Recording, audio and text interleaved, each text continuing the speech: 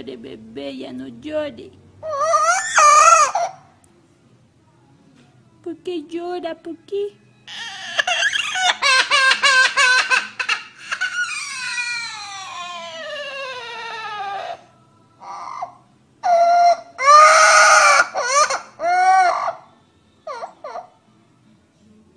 Ya no llore, ya no llore.